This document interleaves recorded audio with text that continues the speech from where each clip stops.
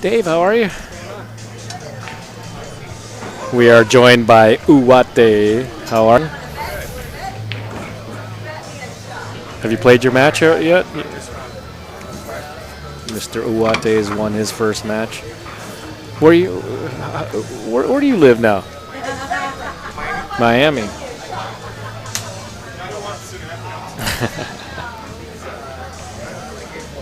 And we got confirmation that it is 4-2. Which one?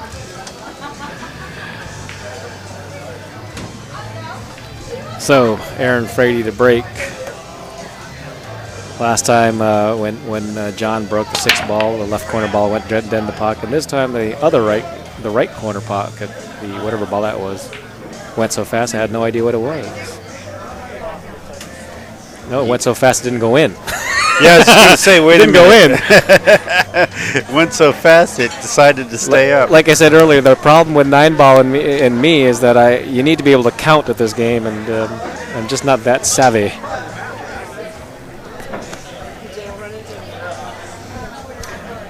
I need a something.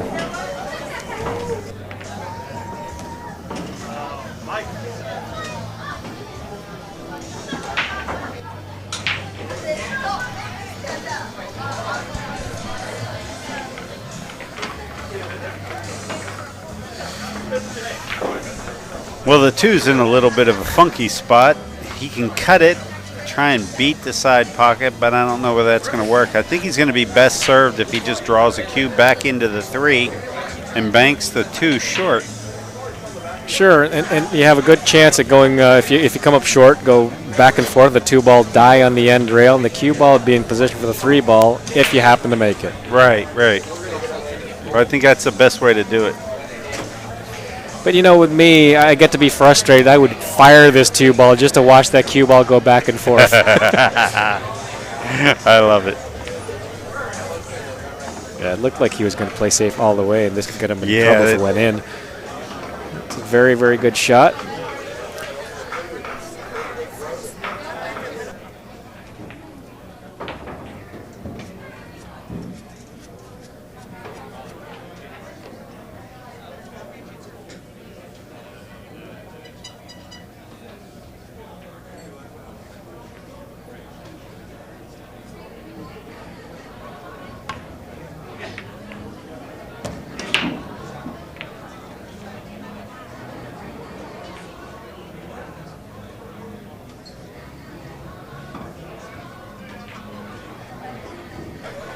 And the nice kick on that 2-ball. It actually double kissed it, and the 2-ball dropped in anyway, and he got very, very, very unlucky. I think hitting the 2-ball was no problem. Yeah, it's that whole safety thing that really starts to become a conundrum. Saving on yourself, that's my number one move. Well, he's hit the 3 pretty darn good, because once it gets past the 7, it's almost unmakeable. Does it go, but it doesn't look to be an easy out here. Yeah, this is my favorite look at a shot. This is how it looks when you're at the table. Every folks. time. Oh, my goodness, that looks worse. Here, just go ahead and make this little back cut, this little ancient thing, and John tried to slip it on by there, and it wasn't exactly the easiest shot in the world, but he did try and sneak it past.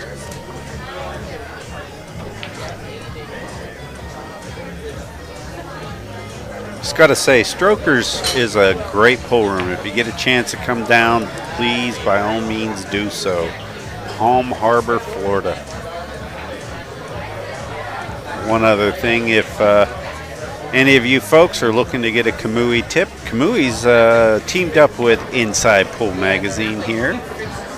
We're offering a 2-year subscription at a reduced price for $27.99, and if you do so, the first 50 people that do so, Kamui Tips is going to send you a voucher for a free $20 tip. It'd be installed by one of their authorized installers, so you make out both ways. You get about $60, $70 worth of product for $27. take advantage of that at InsidePoolMag.com.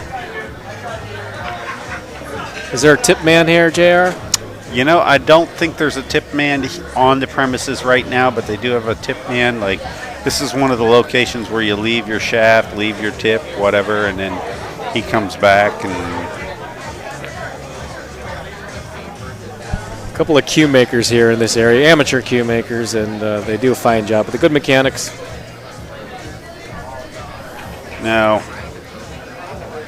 Dennis Searing is down in this area. It's just south of here, I believe. And I need to do an article on Dennis. Ooh, good guy. Makes a great cue. He makes a great cue. You know, this is my opinion, and a lot of people may hate me out there. Maybe not. But I believe that Dennis makes the best cue out there right now. I've shot with one of his cues. You look at it, the workmanship is impeccable. You cannot find flaws.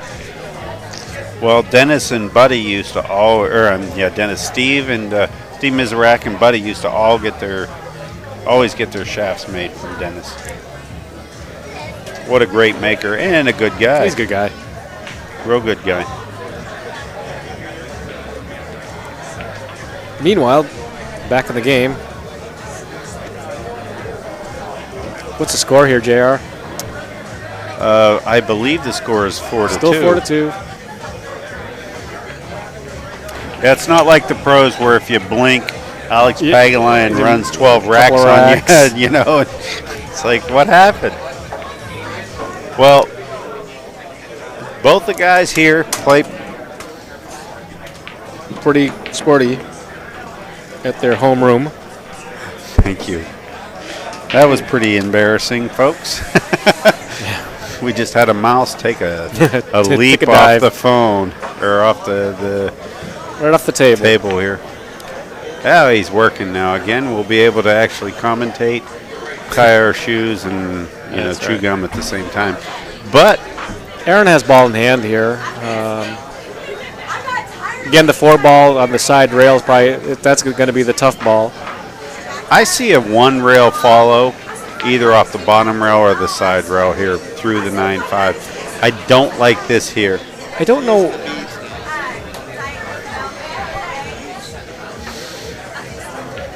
It looks like he has enough angle to get closer to the 8-ball. For those of you who want to try it, you can use your 30-degree rule. And for those who don't know about the 30-degree rule, you need to look it up on the internet. We're not here to give you lessons, folks. We're just here to tell you about our expert opinions. No, it's just this is really a little bit complicated there, folks. This isn't a bad shot. You just got to make this ball. It's not easy, but where else are you going to put this cue ball? Well, you need to bounce out for the 5. I really hate his position on this shot. I think he could have done a little bit different. I think so too. Let's see if this is the Brunswick Gold Crown. What size are these pockets here? 4 3/4 to 5. Yeah, they're probably 4 1/2 to 4 3/4. They're not on the tight side. I'll tell you that. Yeah, they got the Linda Lovelace pocket. Exactly. But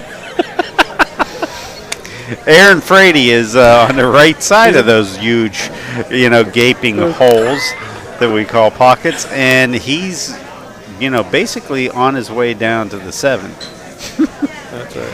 We're just joking, folks. These pockets are actually a little bit tighter. Than the 5 inches, but what it is that on a day-to-day basis we deal with the top pros in the world. They're playing on pockets that make these things look like huge. Buckets, right? They look like buckets. And from here, it looks like they have the radius shelf.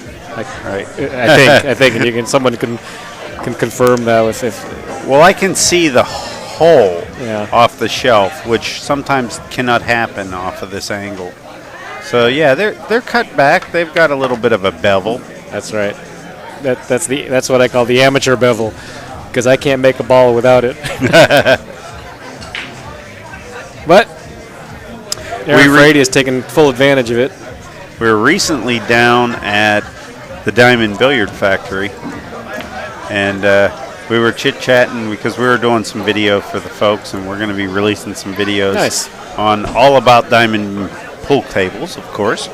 And one of the funny things is Greg was sitting back Greg and telling Sullivan. us, Greg Sullivan, owner, founder, whole thing with Diamond Billiards, sitting back and saying, yeah, I was tweaking the tables, and he says, I've made them so tight. He says that I had Efren actually come up to me at one of the tournaments and tell me that they were too tight. Too tight. And he says that half of it is the bevel, the ledge that you see, how far that ledge goes back into the pocket, and the other half is the angle that you would think that the tables are. He says if it's a steep angle, believe it or not, it ricochets off the facing and into the pocket. If it's a wider angle, it literally reflects the ball back into the facing of the other side, and then back out onto the table. So, yeah, wide mouth pockets don't mean that it's necessarily loose. It's the ledge that controls most things. And that's what we got here. Those ledges are reaching out. That's right, grab the balls. Grab those balls. I think he's got a fairly easy save here to two-rail this one ball down by the 9. Keep the cue ball right there. And keep the cue right by the 8. In fact, because the cue ball is up against the rail, you can't help but have the cue ball stick down the rail. So Sure. you're forced to hit follow.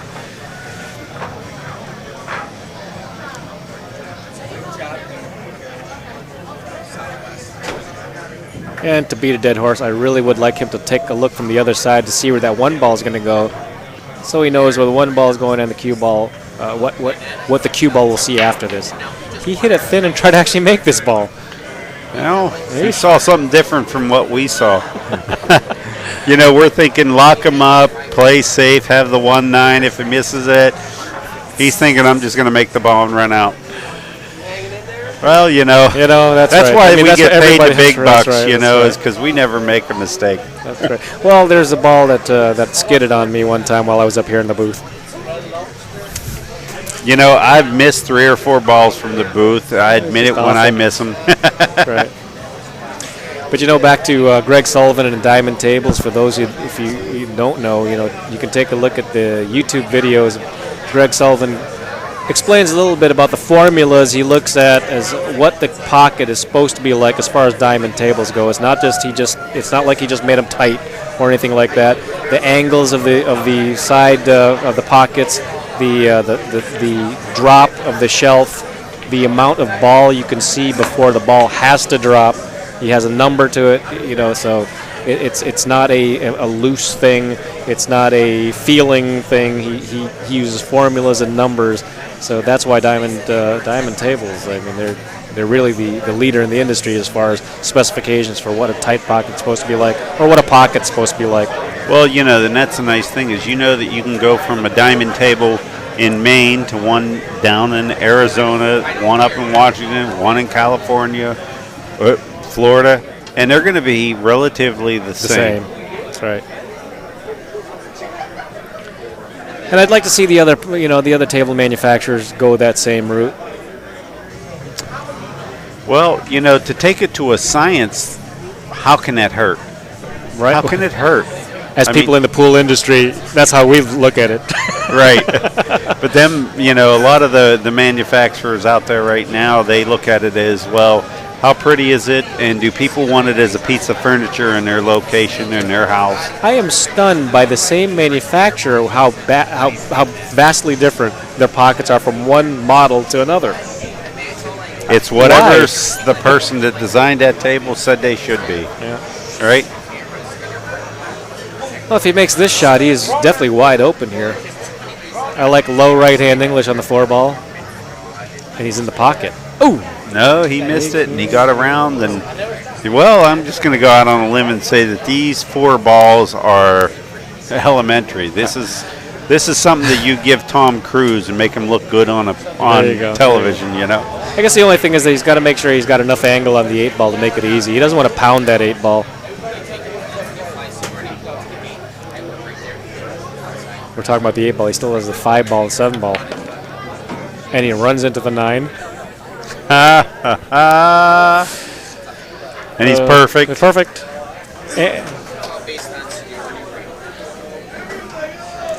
Where's your next trip to, JR, after this?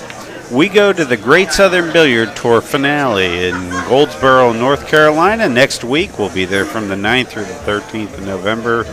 That'll be Shannon, Dalton's, and Marge's little end-of-year finale. Shannon and Marge seem to be having a fun time with that tour. Sure do. And then then after that, I mean, we've got Derby City Classic in a couple of months. Yeah, we'll probably head out to Moscone Cup. Ah, yes. Hang out there and see who takes that down, whether it's the Europeans or the U.S. Who do you like? The Europeans have taken it seriously.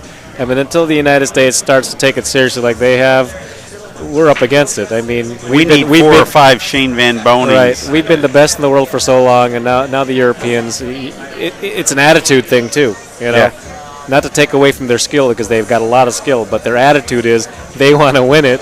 Whereas I just don't see the same thing from us, and our guys prove me wrong.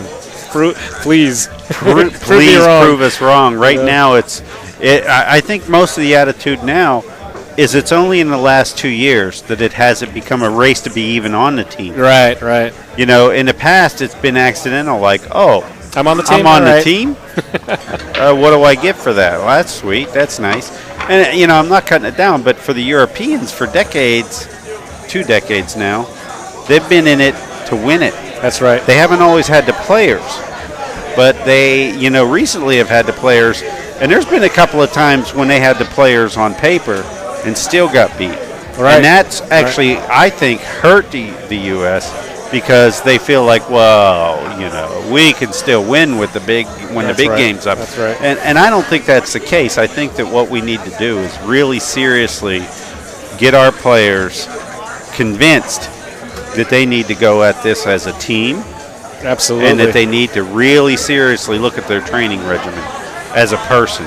I mean, a decade or so ago when these team tournaments happened with country versus country, absolutely, the United States, we had the best players.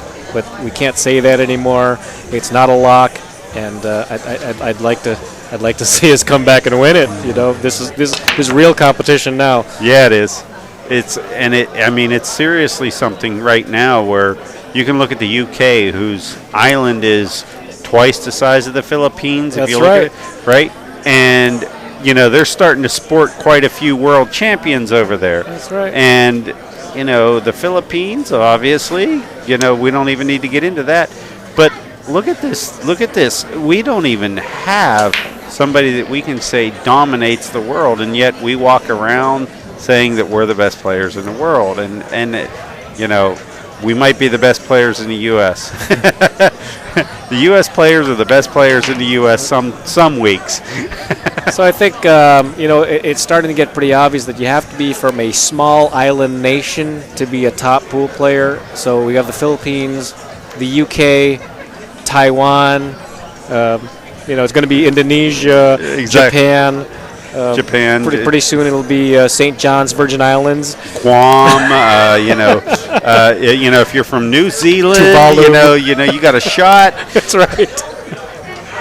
If you're more than 120 miles from water, folks, and you have a little island. That's right. Don't take a pool. You will get tortured.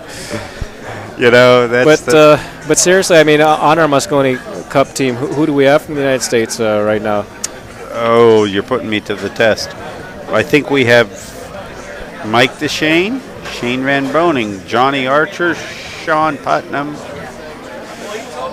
Oh, why do I cannot remember it? Rodney Morris. Well, it's a good team. I mean, there's no question it's a good team. Great team. All the players on the team love them to death. Right now, I think the Europeans have it on paper again. And I think if the book was being made right now, we'd be looking at, the Americans are probably 7-5 the underdogs. And that's being fair. What kind of tables they play on over there, JR? Are they tight tables? Are they? I believe that the brand new table for the Moscone Cup is our buddies over at Diamond Billiards. I think that they have landed the contract. When we were down there, I believe that they got the contract. I do think that's a huge thing, but now a few years ago, the big knock on it was that there was a lot of big pockets going on in the Mosconi Cup. But I think today the players from Europe, you don't have to say that about them. They can play in anything. Darren Appleton, a friend of ours, Darren can play in any table out there. Everybody knows that. Carl Boys can play in any table out there. Any table. Chris Melling. I mean, and then Chris of course Melling is somebody Ralph is on that team. Yeah, Ralph is on the team. And, you don't have to say anything about Ralph. Ralph, Hall of Famer this year. This year. Recently inducted less than a month ago. I voted for Ralph. I voted for Ralph. I think the world voted for Ralph. Yeah. If you didn't vote for Ralph, well, yeah, I don't quite know. 5-3 right now for Aaron Frady, but John White is up, ball in hand. It looks like he really should get out here. Punches a 3-ball, slides up table for the 4-ball, and then it's wide open from there. The 7 to the 8 to the 9 are fairly standard. 8 to the 9 is it leads directly to it. It's all about making the balls at this point. Just punch the 3 in, go up table. I guess the toughest part is getting on the 6-ball without having to run into anything. I like this.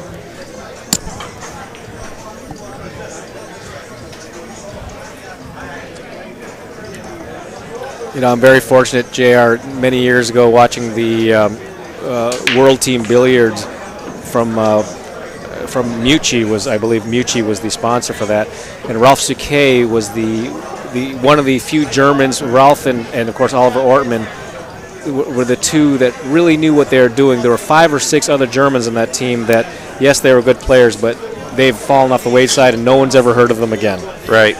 Ralph stuck with it, and of course Oliver was already a world champion at that point. And if you look at all of the Europeans, the skill level after all these years from those early World Team Billiards matches, the skill level has jumped up by leaps and leaps and bounds. And for those who never saw the Europeans back then, you would be shocked at the difference in skill level you see today. Well, it's kind of funny, and I talk about this with Ralph every now and then because I've known Ralph for almost 20 years, if not 20 years. But let's just assume that it was 1991 and it's been 20 years. I remember Ralph Souquet at Reno, and I'm just going to say this: long brown hair. That's great. And he weighed twice as what he weighs now. Yeah. And I mean, really, folks, you talk about all the things, you see people on television losing the weight. You see people saying, hey, I changed my life doing this. Ralph is just, he epitomizes what the Europeans did. They changed everything that they did, and suddenly they went from, trying to play with the Americans to getting trainers to training themselves, taking it as a sport, working out. College courses with pool and billiards. Their league is not like APA league. Yeah. It's not the same thing. Their league is professional league, Yeah. I mean, they took it seriously. Yeah, they really do. And I mean, there's pros that play in their league, and I've been speaking with Ralph or Thomas Engert or Oliver, all great guys, and you go, well, what are you doing? Well, I go back and I play a year or two, then I go to league, and then I go to this and that. You go, whoa, back up. Did you say league? Well, league, yeah, I got a league night with my pals, and we travel and we do this. What? What are you talking about, league? But it's more like what bonus ball sounds like it's going to be. But it's real, it's pool where they know what the game is.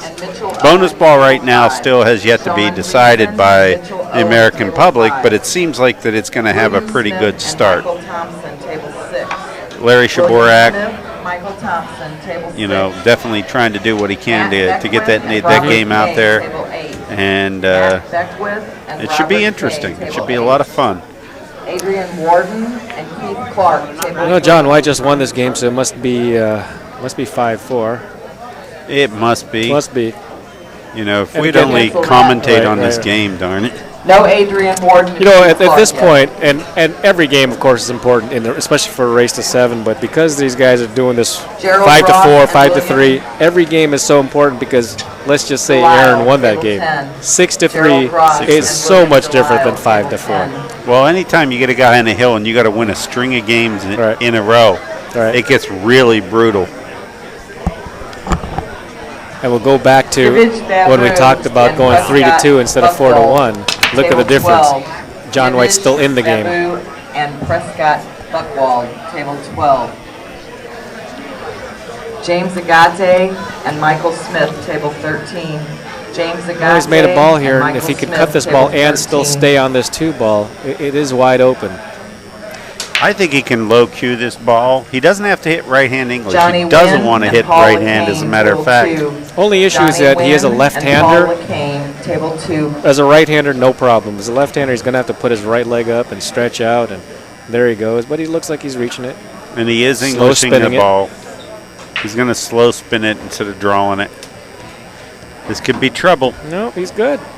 As a left-hander, he's still perfect on He's this ball. perfect as a lefty. Yeah, as a righty, again. A righty, he's in trouble. Be all kinds. As Get the bridge. As a short righty, he'd be in trouble. If you were He's looking for safety. If you were Alex, though, you notice Alex can reach anything on the table. He's shorter than Sarah Rousey, but he can reach anything anything. with a lot of pace. And my apologies to my darling Sarah Rousey, Sarah Klatt at this point. Sarah Klatt, I might add. Sarah. Now, I heard that Jason was in town, but that was just a rumor. Is that a rumor? I have no idea. That'd be it. If Jason's in town, then Sarah's got to be in town. I was just going to say, wait a minute. Both are in town. The Klatts are in The town. Klatts are in town. Can you imagine that? Like, I'm going to play the women's tournament, and here comes Sarah Rousey. Now, I don't think they're in town for this tournament. I think they're just in town. To have a fun time. Well, that'd be nice. Who wouldn't want to have why would you come to Florida, So, and I got to tell people, when people talk about coming to Florida, they have no idea until they actually come to Florida. My home state is Massachusetts. We had reminder, 21 we do inches of passes snow at for my eight-on house. break, 21 inches. I now 9-on live in break, St. Petersburg, Florida, Treasure 8-break Island. run, 9-break And run. we have no idea what snow is there. If you have one 21 of those inches during of your snow in match, you can Massachusetts, come up to the control or the table, beach at 75 wait for degrees. Scorchie to You take turn your in, choice. whether you won or lost Yeah, the match. you look You come to outside the and there's control something table white at all that over the time ground when in Scorchie either turns place. in to get your patch. One's a nice white sand and the other one's snow. White sand, white snow. Take your pick. John overamped on that on the bridge shot, but he's still good here. He needs to make this and have an angle on the 6 ball. He's got to beat the 7 on and off the rail. And And he got did both. not do And so, and he even missed a 5. Well, So, wow. the whole shot was ugly, but 6 failures in one shot, but, 6 failures make a right, or something like that. 6 wrongs make a right, and Josh he's safe, Kilburn, and he's all table good. 11.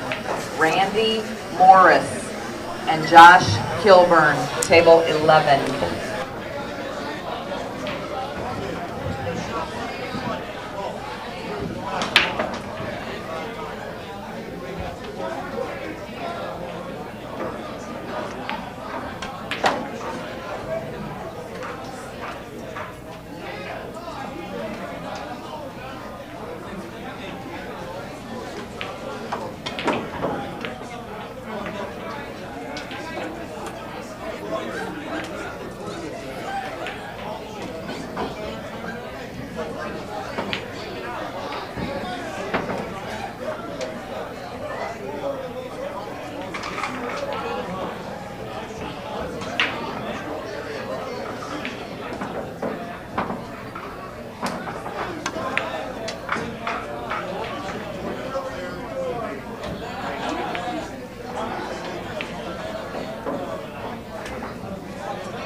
I lost count how many rounds.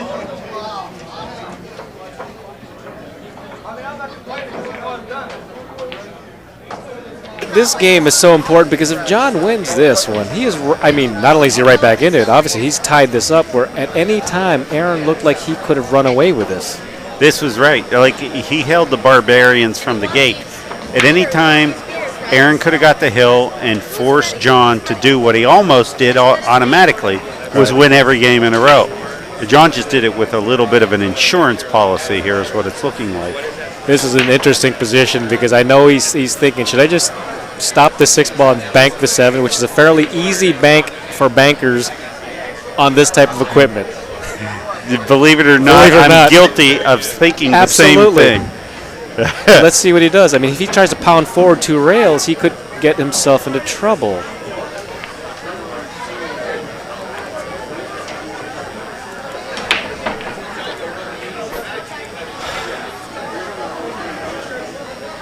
He's going to make this ball. And he's done that 2 rails down. And he dogged the 7. Was it really that tough? I mean, we needed that other angle. It really was. We'll get that other angle back at you in a second.